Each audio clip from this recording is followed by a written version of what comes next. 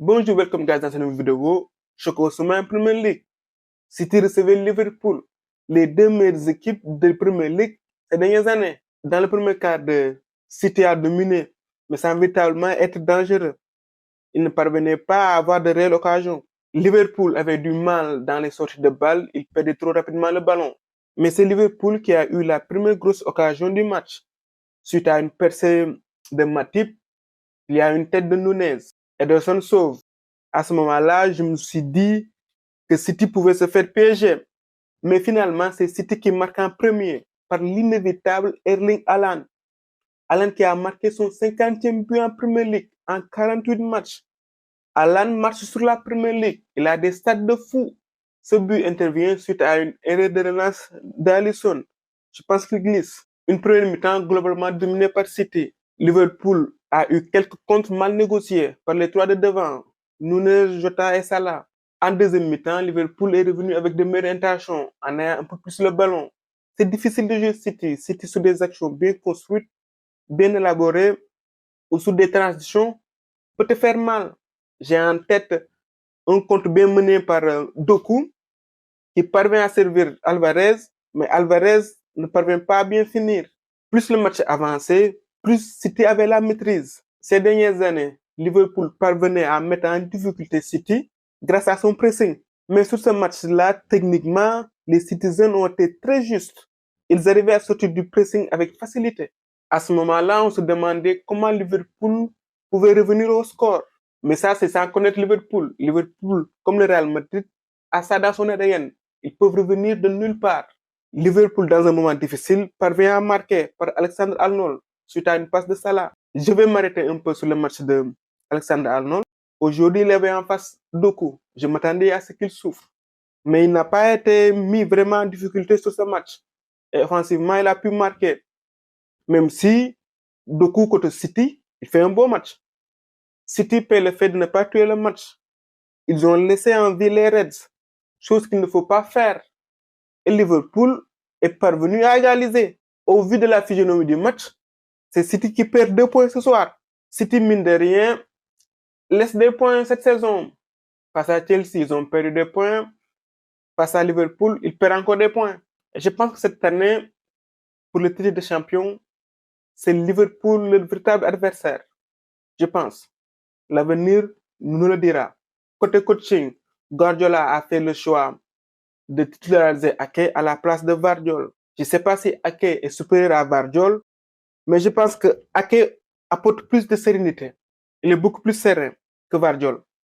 Pour Klopp, je ne dirais pas que ce sont ces changements qui ont permis à Liverpool de gagner, parce que Liverpool a souffert aujourd'hui. C'est au mental que Liverpool est parvenu à revenir. Cette année, il faudra compter sur eux. Dans l'autre choc, c'est Newcastle qui recevait Chelsea. C'est Newcastle qui marque très tôt par l'intermédiaire d'Isaac, de retour. Chelsea, qui ne faisait pas un bon début de match, parvient à revenir au score par leur homme en forme du moment, Sterling, sur un super coup franc à la Bale ou Cristiano Ronaldo. Ce genre de frappe où le ballon redescend d'un coup. J'ai vu une première mi-temps dans l'ensemble dominé par Newcastle, sans véritablement mettre en danger la défense de Chelsea. Je m'attendais à ce que Chelsea ait beaucoup plus le ballon. On sait que le Chelsea de Pochettino est joueur. Même si Newcastle à domicile, ils sont difficiles à jouer. Ils mettent beaucoup d'intensité. Les Blues étaient plus tranchants. Gallagher et Fernandez ont eu l'opportunité de mettre Chelsea devant. En deuxième mi-temps, il n'y a pas eu match. Chelsea s'est effondré. En moins de 2 minutes, Chelsea a encaissé 2 buts, coup sur coup. Le troisième but de Newcastle intervient sur une erreur de Thiago Silva, une énorme erreur. Derrière le carton rouge de Reece James, n'aide pas.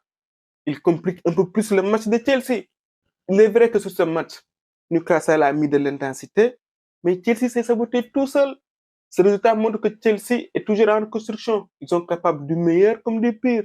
Du meilleur comme face à City et du pire comme aujourd'hui face à Newcastle. Chelsea s'est saboté aujourd'hui. Et Newcastle qui confirme qu'à domicile, ils sont solides. Ils avaient déjà battu Arsenal à domicile. Ils avaient corrigé le PSG en Ligue des Champions. Et aujourd'hui, ils s'offrent Chelsea. C'est une bonne préparation avant le match face au PSG. Et en championnat aussi, il faudra compter sur eux.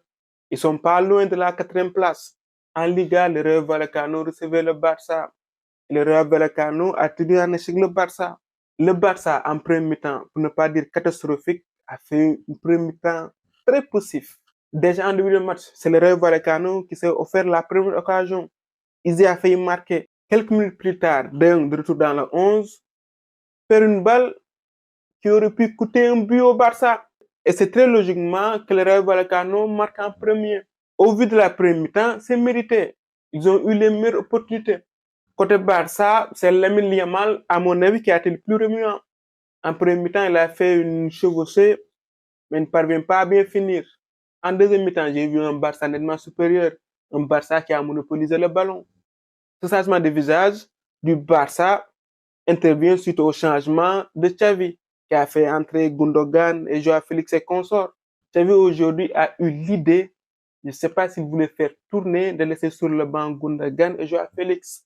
Une fois ces joueurs sur le terrain, c'est logiquement que le Barça parvient à marquer en toute fin de rencontre. Le Barça a perdu 2 points. On peut critiquer les joueurs. Mais ce match nul-là, c'est Xavi qui est fautif. Vous me direz que je suis un peu critique sur Xavi, mais je ne comprends pas le choix de Xavi aujourd'hui. Pourquoi tourner? Le Barça n'est pas devant le championnat. Le Barça est derrière le Real et Girona. Pourquoi tourner? Il s'est compliqué la tâche tout seul. Il a saboté son équipe aujourd'hui. Je parie que si Gundogan et Joao Félix étaient titulaires, le Barça allait gagner ce match. Après, ce match nul n'est pas surprenant. Au vu des dernières prestations du Barça, que ça soit face à la Real Sociedad ou à Alaves, le Barça est parvenu à gagner en fin de match sans pour autant convaincre. Je me disais qu'un jour ou l'autre, le Barça finirait par perdre ou faire match nul. C'est le Rayo Vallecano qui fait la bonne opération aujourd'hui. Je me suis plaint quand le Real Madrid a fait match nul face au Rayo, mais aujourd'hui, ils font perdre aussi 2 points au Barça. Avec ce match nul du Barça, le Real et Girona peuvent distancer le Barça et l'Atlético Madrid peut devancer le Barça. Le Barça qui perd des points au mauvais moment. Voilà, c'est tout pour aujourd'hui. On se retrouve pour d'autres vidéos. À très bientôt. For the love of football.